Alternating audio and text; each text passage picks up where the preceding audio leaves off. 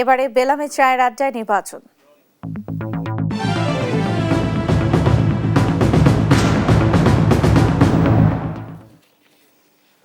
দেশ জুড়ে চলছে নির্বাচনী ডামাডোল। ব্যস্ত সময় কাটছে প্রার্থী ও তাদের কর্মী সমর্থকদের। নির্বাচন নিয়ে চায়ের আড্ডায় হয়ে উঠছে জমজমাট।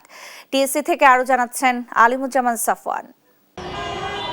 বেলামি প্রেজেন্ট চায়ের আড্ডায় আপনাদেরকে স্বাগতম। আজকে আমরা আছি ঢাকা বিশ্ববিদ্যালয়ের টিএসসিতে। আপনারা যেহেতু জানেন যে সামনেই নির্বাচন ঘনিয়ে এসেছে, আর কিছুদিন বাকি আছে ভোটের, তো এই নির্বাচনে তরুণ ভোটার কিন্তু আসলে সবচেয়ে গুরুত্বপূর্ণ হিসাবে বলছেন রাজনীতিবিদরা, কারণ আমরা জানি যে 4 কোটি প্রায় ভোটার রয়েছে তরুণ, যারা এই নির্বাচনে ভোট দিবেন। তো আজকে আমরা তাদের সঙ্গেই চায়ের আড্ডার ছলে একটু আলোচনা করতে চাই, নির্বাচন নিয়ে শুনে আসতে চাই তাদের ভাবনা।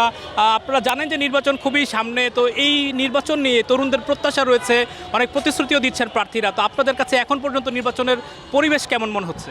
যারা তরুণদেরকে নিয়ে ভাববে, কারণ আমাদের আসলে জনমিতিক লাভাংশের একটা বিশাল সংখ্যক ভোটার হচ্ছে তরুণ।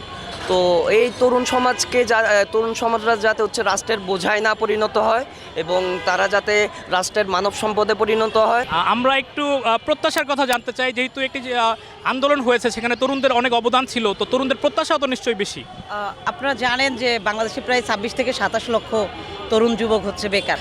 কর্মক্ষেত্রের জায়গাটা তৈরি করা এবং স্বচ্ছতা, জবাবদিহিতা এবং করাপশন থাকবে না, যার মাধ্যমে প্রতি বছর স্বচ্ছ নিয়োগ হবে, মানুষ বেকারত্বের হাত থেকে মুক্ত, মানে চাকরির জায়গাটা যেন দলীয়করণ না হয়। আপনার কাছে একটু নারীদের ভাবনাটা জানতে চাই, যেহেতু নারীরাও গুরুত্বপূর্ণ ভোটের ক্ষেত্রে, তো নারীর ক্ষমতায়নের বিষয়টি বারবার আসে, তো সেই ক্ষেত্রে যদি আপনি কিছু বলতে চান। 5 আগস্টের পর থেকে নির্বাচন নিয়ে আশাবাদী না হলেও বর্তমানে তারেক রহমান দেশে ফিরে আসার পরে আমি আসলে নির্বাচন নিয়ে আশাবাদী, এবং আমি জানি যে সামনে খুব ভালো কিছু হবে এবং নারীরা সেখানে খুব ভালো সুযোগ করে নেবে। আমি একটু আয়োজনের কথা শুনতে চাই।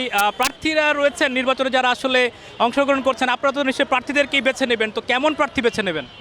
আমরা অবশ্যই এমন প্রার্থী বেছে নেব যে যোগ্য এবং যারা এই দেশকে অন্য দেশের সাথে বন্ধুত্বপূর্ণ সম্পর্ক রাখবে। সব রাজনৈতিক দল পরিবর্তনের কথা বলছে, তো আপনারা কি আশাবাদী কিনা যে নির্বাচনের পরে দেশে কি আদৌ কি পরিবর্তন আসবে কিনা? অবশ্যই আমরা এটা আশা রাখতে পারি, কারণ নির্বাচন হয় দেশের যারা বেস্ট মানুষ থাকে, যাদেরকে নেতৃত্ব স্থান থেকে যারা থাকে, তাদেরকে নির্বাচিত করা হয় দেশকে শাসন করার জন্য। আপনারা দেখছেন বেলামি প্রেজেন্ট চায়ের আড্ডা নির্বাচন। তো আজকে আমরা ঢাকা বিশ্ববিদ্যালয় থেকে আপনাদেরকে যুক্ত করেছিলাম।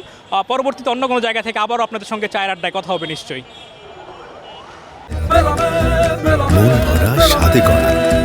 New Zealand Dairy, excellence in quality.